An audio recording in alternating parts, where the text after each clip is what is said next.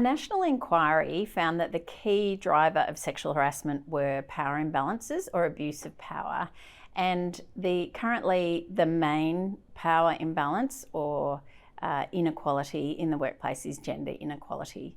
So how that plays out in practice is that you have a sort of power or resources are favoured to one group, and generally speaking in the workplace and in society, women are at a disadvantage.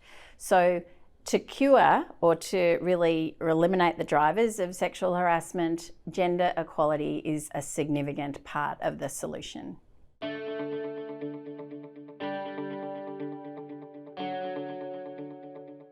Well, of course, everyone has a role to play in preventing sexual harassment. We're all obliged to not engage in sexual harassment and support others who might experience it.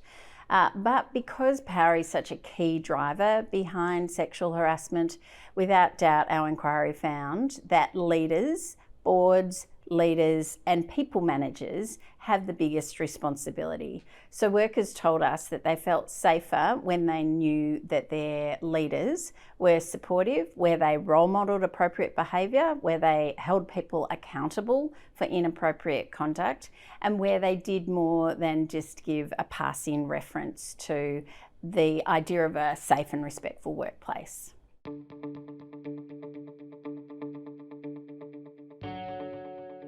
One thing we've found in our consistent research over 20 years is Australians in particular don't report sexual harassment even when it happens to them.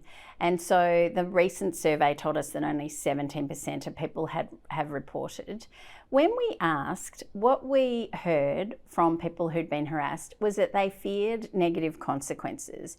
They feared losing their jobs. They didn't want to They wanted to be believed. They weren't confident their leaders would respond well, but they also didn't want to affect their ability to work harmoniously with their co-workers. And in fact, our research told us that of those people who did complain, around 50% of them said they in fact did suffer negative consequences. So it really told us that that fear is real, which is why our Respect at Work inquiry really emphasised prevention. We shouldn't be expecting the bravery of victims to risk losing their jobs to be the trigger for us to act to prevent sexual harassment.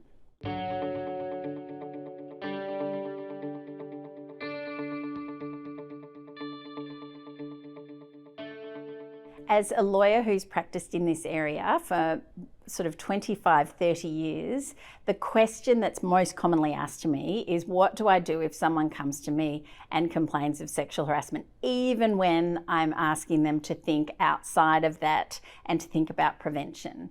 So the first answer is that you need to listen to the wishes of the victims.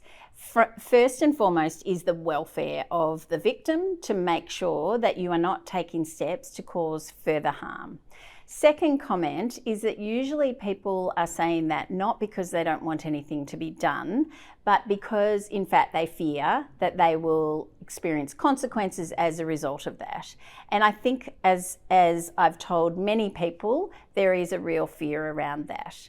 So if you're the leader and a person has come to you, listen to them, try and understand what their fears are, see if there's anything you can do. But there's plenty of steps that leaders can take that don't involve a specific individual investigation into a specific incident. So the kind of thing we would generally recommend is look at other data, know about your staff surveys.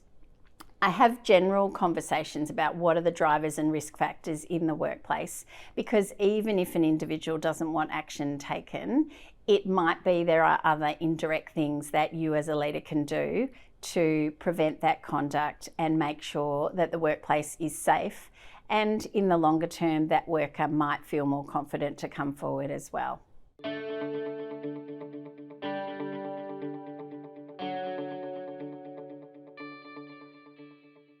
Australia was leading. In 1984, Susan Ryan, the amazing pioneer, established the Sex Discrimination Act, and we were one of the first countries in the world to define and outlaw sexual harassment. So in short, unwelcome conduct of a sexual nature that happens at work and that is offensive, humiliating and intimidating.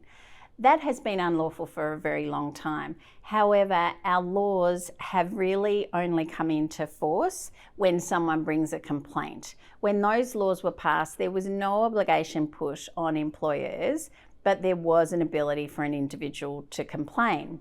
So since 1984 for now, I think we thought this would work, but in practice what it's meant is sexual harassment's really only addressed under the law if a person has the courage to come forward and bring a complaint.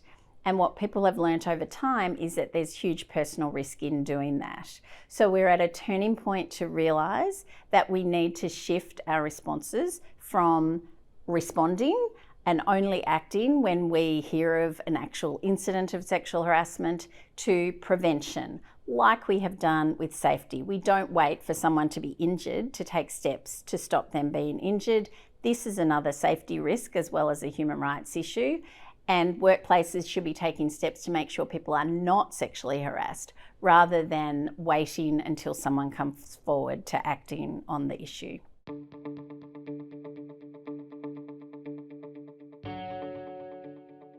We noticed in the national inquiry that men were less confident to engage in the focus groups, and we in fact held some focus groups just for men alone. What I observed in the inquiry is while men want to help reduce sexual harassment, they were far less confident in talking about the topic, and particularly in mixed groups where women, I think, demonstrated that they're quite nuanced and have a sophisticated understanding of what sexual harassment is, probably because they've experienced it. A lot of men were still confused about the definition, what it included, and fearful that they might put a step wrong. We know, however, that whilst 4 out of 5 harassers are men, that 26% of men had experienced sexual harassment in the previous 5 years in our last survey. So we know high rates of, really, that's quite high rates of men experiencing harassment. Particularly, we noticed LGBTI communities experienced high rates of sexual harassment and different forms of sexual harassment. And we also know that men still are quite often CEOs, they're leaders, they're managers of people, their brothers and their co-workers.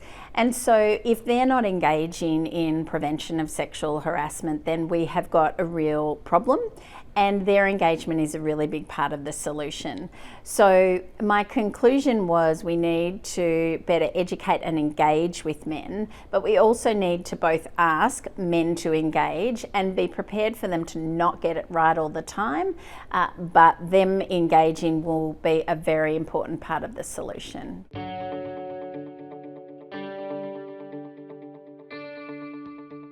As someone who's been working on sexual harassment cases since the early 90s, I thought I had heard and understood most issues about sexual harassment.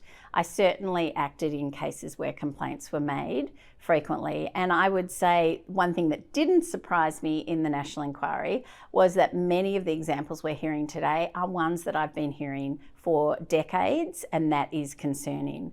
But the one thing that really struck me that I didn't expect and probably surprised me most was the long tail of harm, particularly for women, of sexual harassment. It's not just the psychological harm, it's also the economic harm. So I could be talking in our focus group with people who had been sexually harassed in an industry 20 years ago. They would talk about it as if it had happened and it just recently, but also that it had really made them fearful about working in the industry that they'd loved and that they'd trained for. So quite often people leave a workplace, but they leave an entire industry. And what that means is that they can no longer achieve the economic outcomes. So they're both personally harmed, but they're also economically unable to achieve their full potential.